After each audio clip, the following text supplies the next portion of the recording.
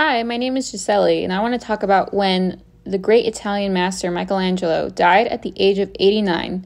There was a lot of arguing over who got to be the official gravesite of the sculptor.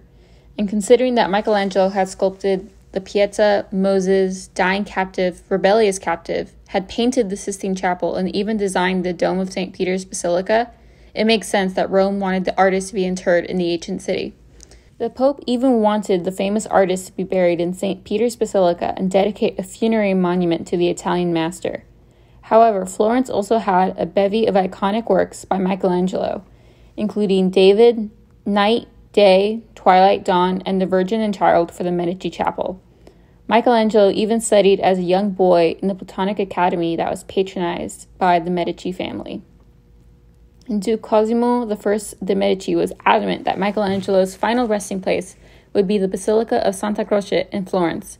The Duke wanted to give Michelangelo a state funeral and commission a monumental tomb to the artist that transformed Florence into an art capital. Michelangelo had mentioned to friends before his passing that he wished to be buried in Florence, so the Duke sent Michelangelo's nephew and heir, Leonardo Buonarroti, to covertly transport his uncle's remains from Rome to Florence. The Duke wanted the artist's remains to rest in a tomb worthy of his artistic statues, so he commissioned Giorgio Vasari, Michelangelo's friend and biographer, to design an illustrious tomb. The tomb took 14 years to complete and cost 770 scudi, which, to put in context, is about the cost of a large group of homes in Italy.